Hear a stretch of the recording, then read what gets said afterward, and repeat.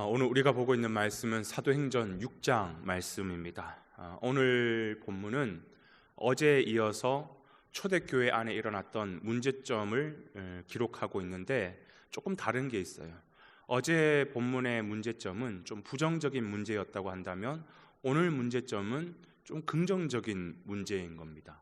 무슨 말이냐면 교회가 굉장히 이렇게 부흥을 하다 보니까 많은 사람들이 생겼겠죠.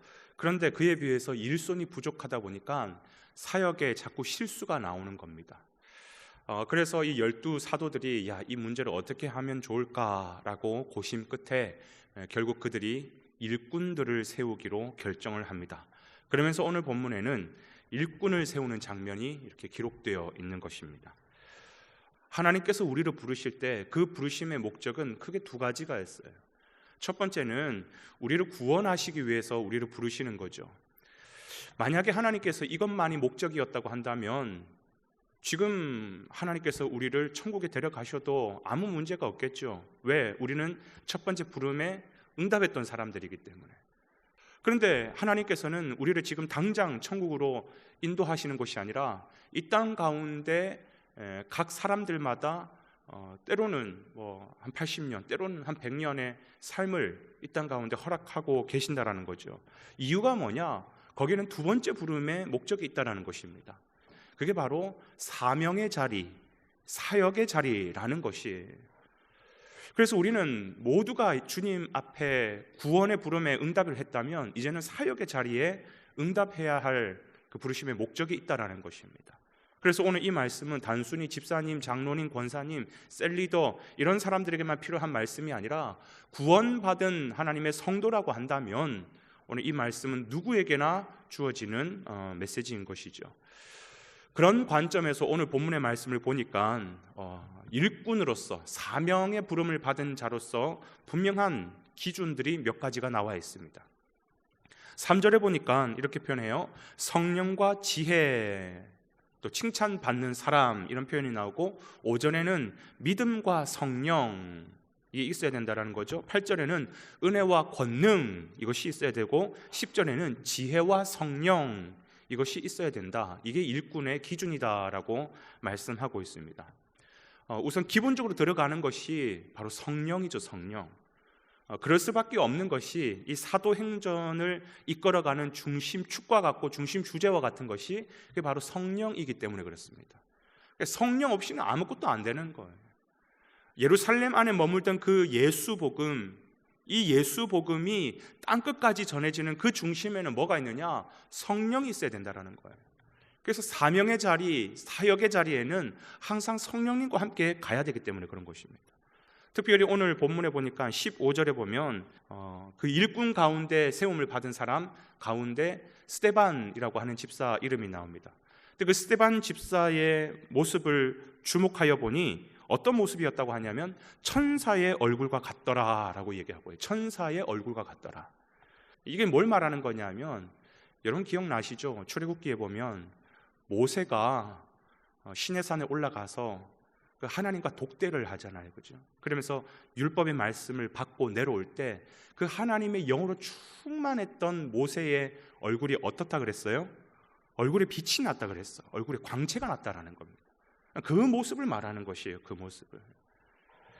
그러니까 사실 모세는 어떤 사람이었냐면 그 왕궁에 있을 때에 자기 동족 중에 한 사람이 얻어맞고 있을 때에 그 한 사람을 구원하기 위해서 자기의 힘으로 덤벼들다가 어떻게 됩니까? 결국은 살인을 저지르고 40년 동안 미디안 광야로 도망치잖아요, 그죠? 그러던 모세를 하나님께서 부르셔서 성령 충만하게 하시고 그리고 시내산에서 성령으로 충만한 모세가 되게 하셨을 때는 그가 어떤 사람을 구원해요? 한 사람을 구원하는 정도가 아니라 자기 동족 모든 이스라엘 백성들을 구원하는 그 일에 쓰임을 받았다는 것입니다. 그렇습니다. 하나님의 사람은 자기 힘으로 하면 한 사람도 구원 못해요. 그러나 성령 충만하고 성령을 받으니까 어떻게 되느냐? 하나님의 그 귀한 사명을 아름답게 감당해내는 것이죠.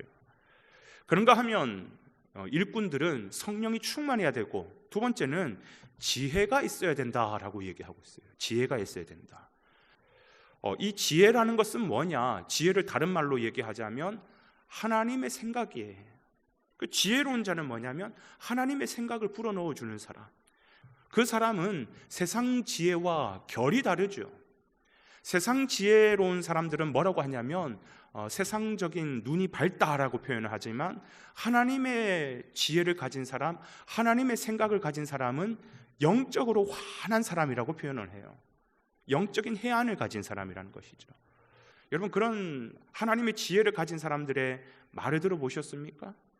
그 사람이 누군가를 위로하고 그 사람이 누군가를 격려하고 또 축복해주고 그 사람이 수고하는 모든 그 수고가 보면 정말 하나님의 생각이 있다 보니까 사람을 세우고 사람을 살리고 교회를 건실하게 만드는 그런 귀한 사명자가 되는 것이에요. 반면에 지혜롭지 못한 자의 말을 들어보셨죠? 그 말은 전부 다 불평이고 원망이고, 왜? 하나님의 생각이 아니니까. 세상의 생각일 수 있고 사단의 생각이니까 늘 원망 불평이고, 그 말로 사람을 죽이고 그 말로 교회를 흔드는 경우를 우리는 자주 종종 보게 되는 것입니다. 아니요, 우리는 지혜로운 자가 되어야 되는 것이, 지혜로운 일꾼이 되어야 되는 것입니다. 또 하나가 뭐냐면 중요한 일꾼의 기준 중에 하나가 또 믿음과 은혜가 있는 사람이어야 한다라는 것이에요. 일꾼은 어떤 사람이 세워지느냐? 오래 교회를 다녔다고 돈이 좀 있다고 해서 그런 사람이 세워지는 것이 아니라 믿음의 기초 위에 서 있는 사람이 하나님의 일을 감당하는 것이라는 것이죠. 여러분, 하나님을 움직일 수 있는 힘은 어디서 나오는 건지 아십니까? 그건 하나님을 향한 절대적인 믿음에서 나오는 거예요. 하나님을 향한 절대적인 믿음이 있을 때에 하나님이 일하시기 시작하신다라는 것이에요.